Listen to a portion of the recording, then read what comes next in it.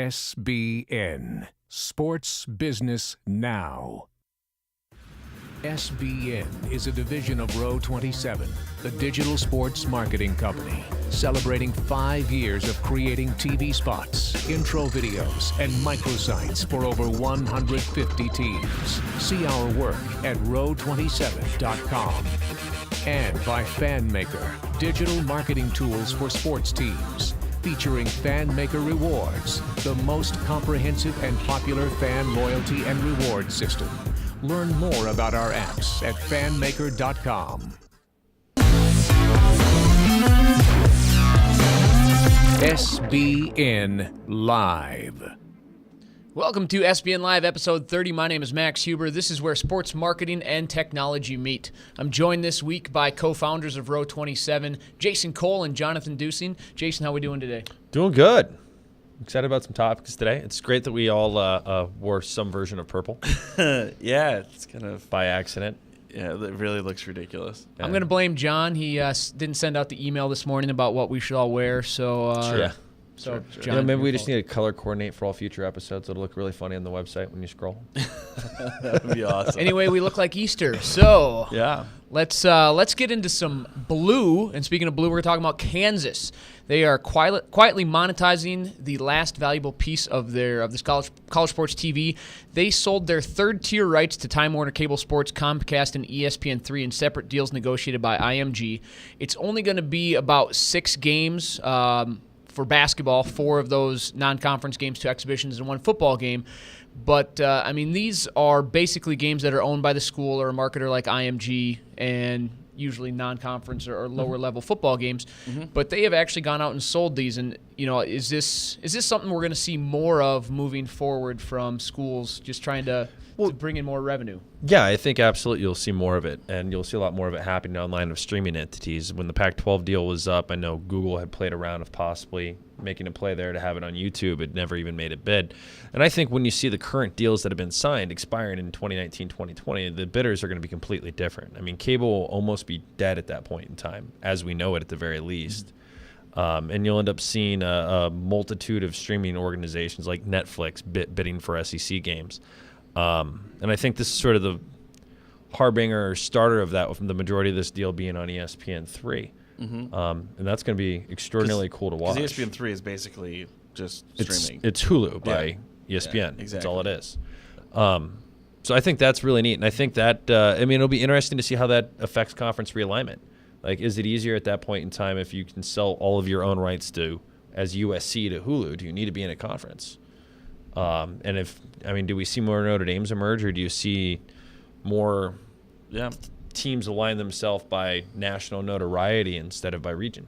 It's interesting. I always talk about we've seen a huge push from people like getting together as a group, having the SEC network and so like a suck in, and then we see the commoditization of streaming and distribution networks just only getting easier and easier to distribute.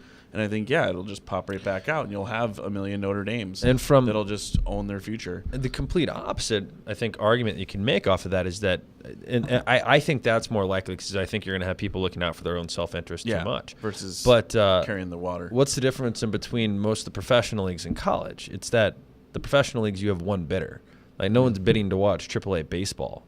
In college, you have 5 big conferences right now where people bid against each other. Mm-hmm. Now, if you saw continued consolidation, like the Pac-12 and Big 12 packaged together, prices you would just see prices go up even further because, once you were locked out, you were completely screwed, and you'd be broadcasting, log rolling championships. Hey, those are fun to watch. One of the other cool things about this is not only just with the basketball and football, which are their 2 marquee sports, but they're going to have a number of other games showcasing some of their smaller sports.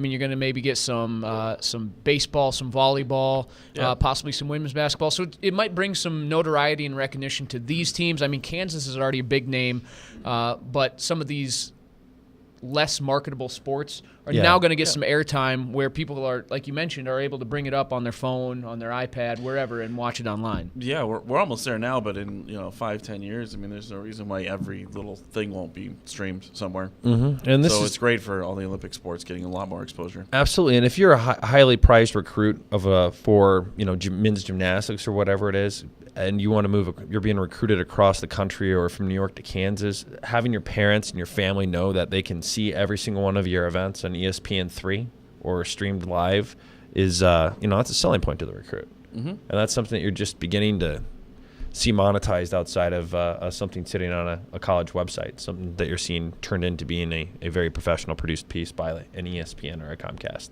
Well, maybe someday Facebook will start selling stuff, and with that, we'll move on to John. Well, like our profiles. Sure, yeah, good segue. So Facebook made some updates in the last week with their analytics, which they call Insights, and it's nice. They actually haven't updated the Insights section on Facebook pages since 2011, so it's been a long time coming. And what they've added is you can go into each post and see a lot more detail. This is kind of the stats that you can get from a photo. You see you've got like how many people hit it from their feed, and some of the other detail analytics. Normally you would just get basically impressions and likes and comments and shares. I think that's all you've kind of got before.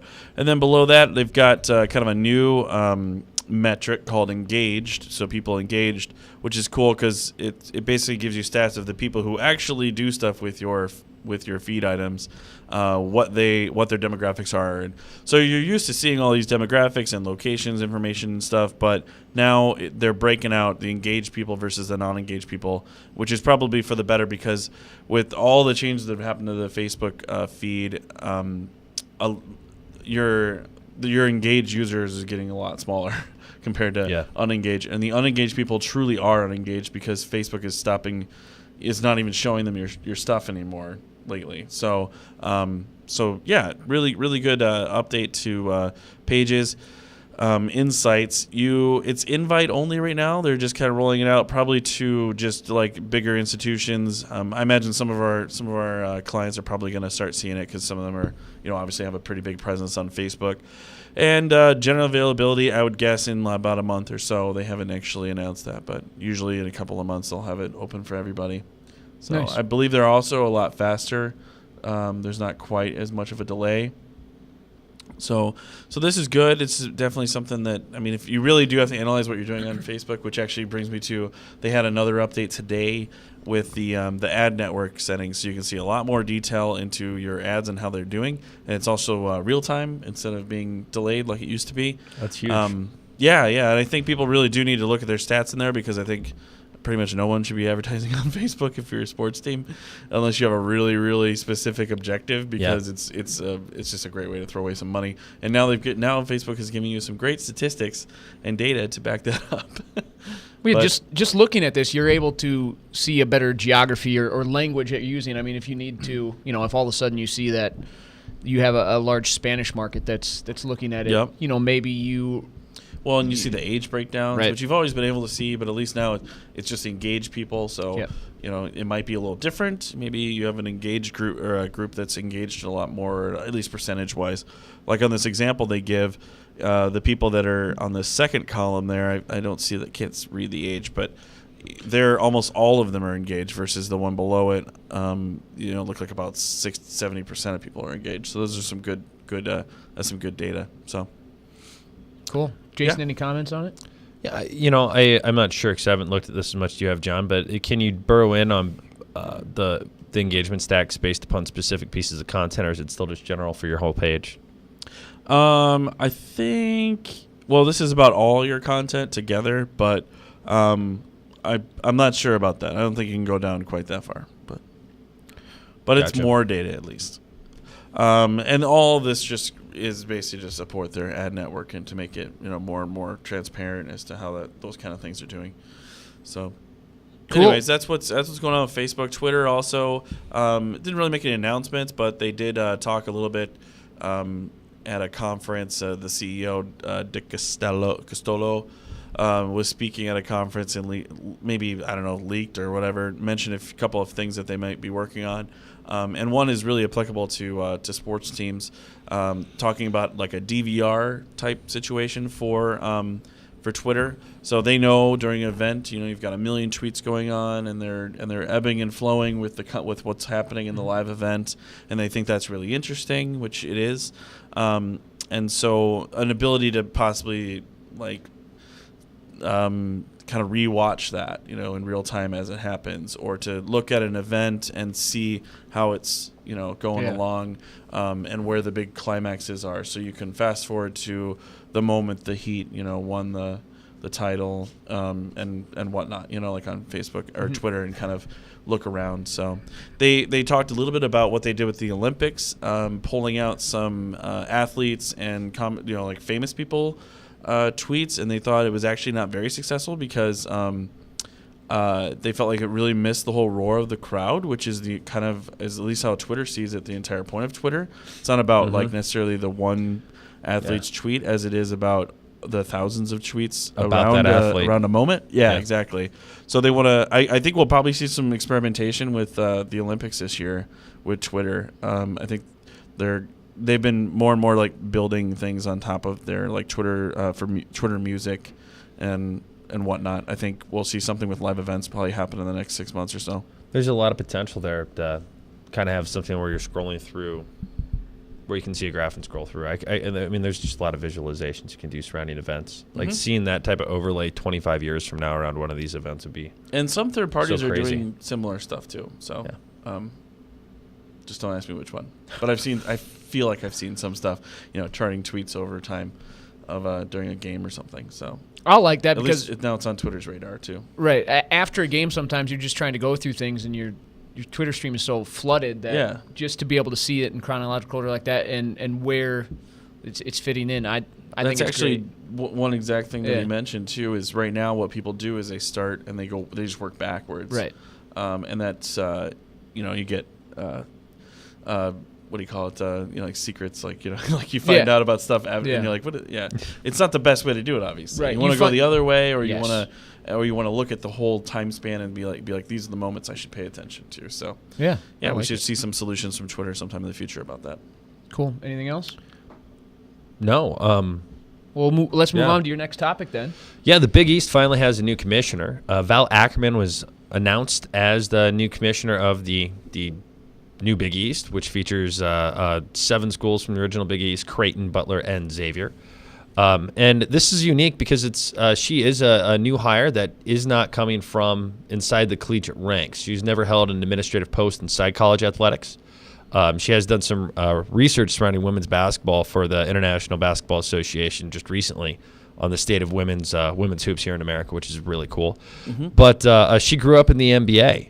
Started her career in the NBA, accumulated being the first president. Grew up in the NBA from just a child. But she really is the driving force and founder, if you will, or was the first president of the WNBA, coming out of being David Stern's chief counsel. So she spent a decade as president of the WNBA through 2005 before stepping down. Previously was a women's basketball player at Virginia. Really amazing background. Has been president of U.S. basketball. So it's a heck of a catch for the Big East, being a basketball-centric conference, and someone who's we'll probably see a lot more like moves the whole now. League is Yeah, exactly. If huge. if you took women's basketball to being a successful, thriving league where you actually have profitable teams, in a number of places. That's in 1996, you would have been laughed out of the room if you would have said where it's going out today in 2013. Yeah. So that's I found that. Will we see like a big focus on women's basketball, you think, or will she just bring? I think like it's the just going to big be leagues to basketball. men's basketball. I mean, after she left WNBA, she was in charge of just USA basketball, both men's and women's. Yeah. So I mean, having that type of well-rounded hoops focus is really cool. And the main thing is that she's never been in the NCAA. Yeah. Which the last time a commissioner of a concert or conference was hired in that capacity, it was Mr. Scott over at the Pac-12 a few years ago from USTA. Right. So that's thinking outside the box a little bit. And I guess, what do you guys think you might see from that? Well, one of the things, I mean, she's going to bring kind of that. I mean, the WNBA had to put a lot of marketing efforts in tried to take, and like this is it, she started with something almost brand new and had to grow and develop it. I mean, this isn't a brand new conference, but it almost is because of what they're kind of starting with. So she's got to kind of mold and shape this into something that's going to be, and I believe it will be, an extremely successful model. And you can tell just looking at the candidates they had, none of them were NCAA background. It was Celtics guy, Major League Baseball guy. They wanted somebody with kind of that pro background that is well-rounded and can really grow this thing into something outstanding. Yeah, it's good. All right, cool. So on to you, right, Max? Yes, speaking of basketball, we're going to stay there. The NBA is looking, and they are gaining in their Hispanic fan market. It helped that they're trying to reach out to all sorts of different markets out there, Hispanic, Asian, whoever. But the NBA Finals had 10 international players in this game between the Spurs and the Heat, so they had people from all over the world, and they are making strides there. They've actually even got a brand presence with the Hispanic market, co-branding deals with Univision and ESPN Deportes. But with the growing nature of the U.S. and the influx of the Hispanic background in the United States, obviously I think this is a good move. Any thoughts on it? I mean, I think they're going in the right direction with this thing, but anything that maybe else they could do? I think the NBA set the precedent of U.S. sports leagues expanding abroad. If you look at the expansion of basketball throughout Europe and Asia, like you hinted at over the last few years, it's really amazing. But outside of Argentina, you really haven't seen anything picked up in Latin America. So putting an additional focus there makes sense, not only with the growing Hispanic population in the United States, but and trying to replicate that European and Asian success that you've seen. Yeah, they're probably just kind of, that's their biggest weakness, I guess. Yeah. They've got the other guys going pretty well. So, yeah. They had the huge influx with, and it makes a big difference in the United States too, right? Because of the growing Hispanic community. So they gotta get something going on down there. Yeah, they got Yao long term. Long term, yes, exactly. Yeah. I mean, Ginobili was probably one of the most popular Spurs players. They got Asia with Yao Ming and a few other players. They've got a number of players in Europe with Dirk Nowitzki and Tony Parker. So, and the club teams overseas are just thousands of them. Oh yeah. Yeah. Even in the Middle East, there's a lot of teams. So, well, we've our friend Juan. He's trying to expand snowboarding in the Hispanic market. So it's the way things are going, and there's a lot of different leagues that are going to try to do this. So good for the NBA, and they're even going to host our hometown Minnesota Timberwolves. Are going to play a game against the Spurs down in Mexico City this year. So not only with the branding efforts, but they're actually going to make a trip down there to try to expand the brand as well. That will be neat. Yes, it will. And maybe when people are down there, they'll check in on Foursquare. Nice segue. Hey, you got those, Max. All right, next story. Foursquare yesterday pushed an update. It's a slight change you're probably not going to notice right away, but I think it's probably something that obviously took them some time, but it adds a lot to what the social network and application offers. Their I'm with button no longer is just going to be a mention of a person that you're there with, but it will physically check them in and then send them a notification to confirm that they want to be checked in. It's sweet. It's very now I don't cool. have to check in anymore. I just wait for you to check me in, and then I just say yes. Exactly. And you know what it'll do is alleviate all the I forgot to check ins when you were like going places. Yeah, when you're like in a group of person, one person checks person in, it's like dun, dun, dun, yeah. dun. Or if it's a contest, it takes that where it's just like, I got to be the first one. Where really just somebody check us in so the rest of us can go order beers or whatever. Okay, right. Max. Because that's what I do. Well, that's actually they kind of they used to be really heavy on points and mayorships and stuff, and they kind of that stuff's so depreciated now that yeah, I mean, if it was back in the day when everything was gamification, they probably would have done that. Like first person would have got more points, but I barely even ever see the scoreboard on there. I mean, it's almost like I have to dig it's for gone. it to find it. Yeah, and even mayorships. I mean, when you get one, but that's about it.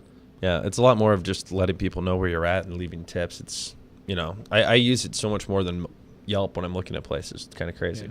Yeah. Well, that's what they're going for. Yep, yeah, exactly. And this is just going to help expand it a little bit more, with the people. I would love to see published stats on how many more check-ins they actually get from adding this feature. Like what the uptick is. I bet it's like a very remarkable difference, 30-40% maybe. I agree completely, and I think I like it. Yeah, The thing I like about Foursquare, just kind of off topic, is every now and again you get that little surprise where you check in somewhere and you get a free drink or you get a free or like 25% off. So, I mean, they're doing great things, and this is just one more thing where they should have done it. You can check in on Facebook with friends, and I say you're hanging out with them. So free Rice Krispie treat at Noodles half the time. I mean, how do you beat that? Oh, yeah. Forgot about that. Better check in next time. Well, cool. John, you're going to wrap it up with your crazy news It's story. not that crazy, but what yeah. were we going to brand it again? Out there.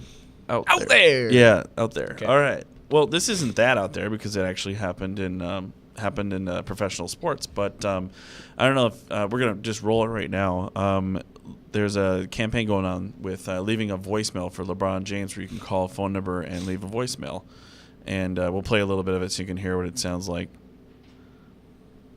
You've reached LeBron. Please leave a message. Yo, LeBron, what's up? This is Spike. Congratulations. One love. I'm out. Hey, LeBron, it's Warren Buffett. Sure glad So you're the using commercial that goes hotel on, that I and you've got got famous people as well as kind of just normal people, I guess we call them, leaving good messages for LeBron, for getting his what is it, third title, second title, yeah. I love basketball. Anyways, it's an interesting campaign, and it's something that a lot of people should start doing. I mean, we've seen crowdsourcing in so many other things, and this is kind of a crowdsourced marketing kind of thing. Obviously, the famous people are a whole different deal. They got to call them and make sure that happens. But the ability to go to a website and to contribute something that gets added to the collective is a really compelling reason or way for people to come onto a website. An example, just something I've always tried to get Kansas to do, is they've got the Rock Chalk chant, it's super famous. And it'd be sweet if you went to a website and you got to, kind of, it gave you like a karaoke kind of thing, and you kind of chanted along at home, recording your chant, and then it played, and then it added that to the collective of all the other chants people have uploaded, and you get they get this online virtual chant building up, That'd be really and maybe you cool. can scroll over some of the people's faces and hear theirs, individually. But there's a lot of things we can do with technology now to kind of, get people together online, and you can get just the right amount of gimmick too to make a good marketing campaign out of it. And I think Nike did a really good job with this. They're kind of out there. They're always getting stuff, so it's very cool. Hopefully people will call in, leave their message, and, wish LeBron well or, disgrace him, whatever Eternal they want to hell. do. Yeah. All depends how close you are to Akron and Cleveland. This is true. Well, that about wraps it up for today. We want to thank everybody for watching. Check us out on Twitter at SBNow. Check us out online at sportsbusinessnow.com. We're going to be live next Wednesday, 4 p.m. Eastern. I'll be joined by Matt McCormick of the Minnesota Swarm for a little pre-Independence Day edition of SBN Live. Thanks for watching. Have a great day. SBN Sports Business Now.